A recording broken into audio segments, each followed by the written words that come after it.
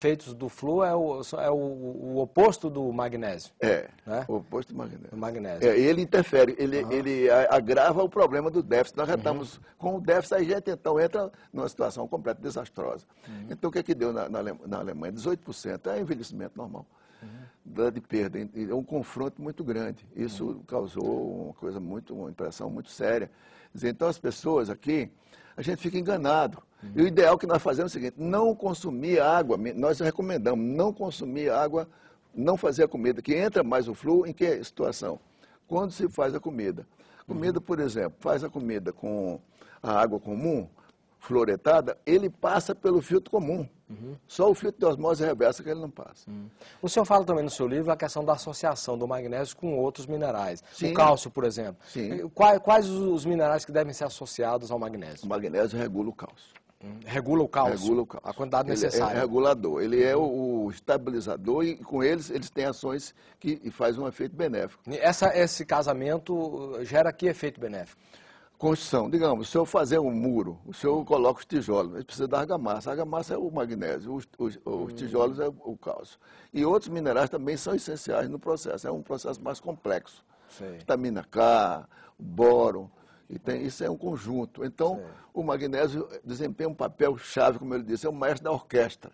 Os outros são figurantes, mas tem que ter, sem o magnésio não tem energia. Não tem as enzimas para fechar o complexo. Então a gente precisa saber mais esse aspecto para diminuir o déficit que existe na grande parte das pessoas.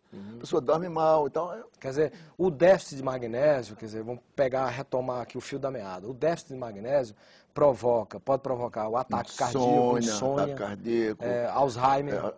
Alzheimer, ele também participa do processo. Participa porque é um processo mais complexo. Tem que mais doenças há a carência do flúor? Por exemplo, diabetes, agrava também quando o magnésio está baixo. Nós tendemos, com a alimentação nossa, com excesso de carboidratos e tudo, a diminuir a nossa insulina, ficar com dificuldade. Há uma resistência insulínica. O magnésio, aumentando a ingestão dele, ele aumenta a sensibilidade, ele torna a insulina mais acessível e a colocação, o trabalho da insulina é mais bem feito, ele coloca a glicose dentro da célula. Eu queria que a gente fechasse um pouco para dar uma orientação para o telespectador, questão de hábitos. Que hábitos ele deve evitar que reduza, que vá estragar esse equilíbrio mineral no corpo humano? Que hábitos, por exemplo? Hábitos, por exemplo, beber sem ter o reparo, como ele falou, sem ter. Tem que ter um magnésio no meio da história. Não abusar de bebida, porque pode dar o problema. Bebida alcoólica, o senhor fala. Bebida alcoólica. Refrigerantes também. Moderar os refrigerantes, sobretudo os de tipo cola, porque gasta, altera o sistema, né?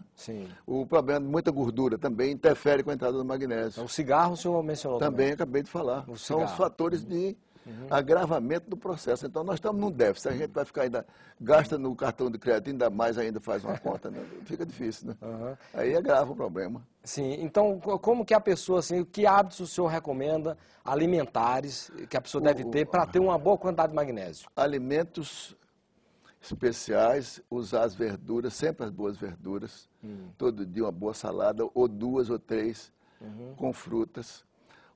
Fazer exercícios, que é interessante para tirar o estresse. Nos casos mais difíceis, consultar um médico ou nutricionista para orientar a alimentação, porque cada pessoa tem um determinado tipo que precisa de orientação individual, personalizada, né? Então, isso aí fecha a recomendação. E fazer um tipo de exercício que também tire o estresse, que é interessante. O estresse aumenta o gasto de magnésio. Quem está estressado está com magnésio saindo perdendo na urina. Magnésio. Perdendo na urina. E em termos de alimentação, o senhor falou aí verduras, saladas. Sim, claro, e os peixes? Como é que o senhor... Os peixes são interessantes. Os peixes, sobretudo o peixe de água marinha. Os peixes que têm também o ômega 3. O da água marinha tem mais magnésio do que o de água doce? Tem mais.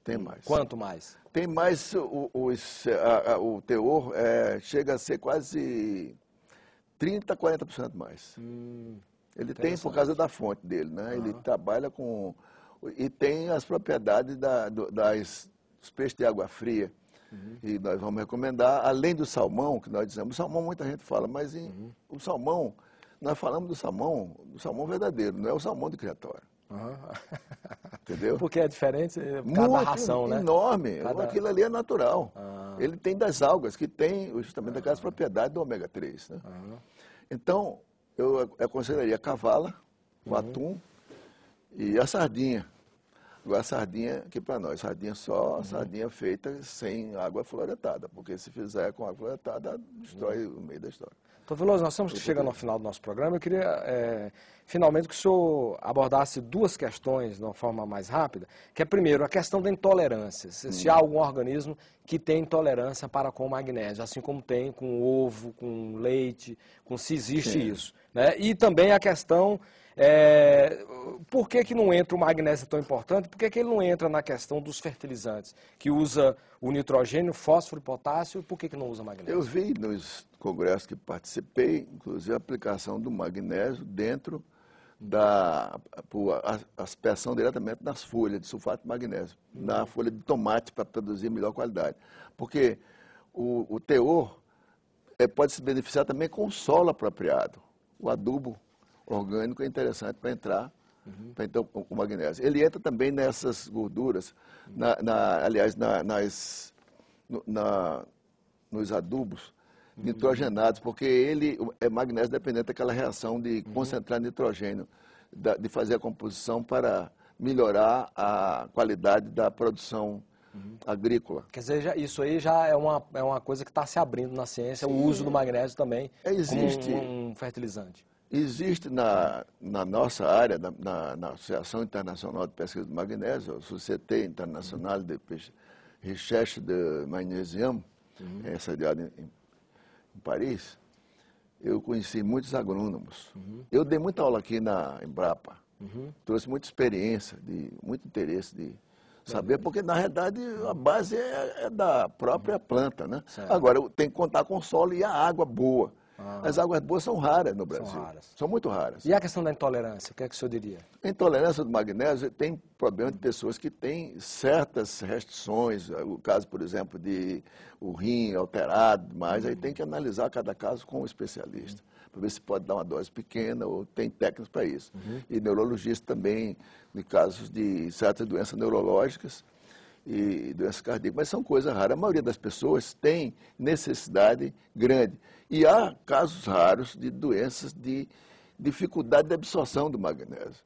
Aliás, com a idade, a gente diminui a capacidade de absorção e também de excreção. Por isso que a gente passa o magnésio injetável, a melhor maneira, injetável, fazendo a ortomolecular. Com orientação médica, obviamente. Orientação médica. A gente faz, então, uma compensação para o idoso ter o seu suplemento e corrigir. Porque o magnésio se mede dentro da célula. Só poucos laboratórios fazem isso. Não se mede no sangue. O sangue tem uma pequena proporção de magnésio, é 1%. Nós temos que ver dentro da célula. Isso aí explica muitas patologias que a gente conhece pouco.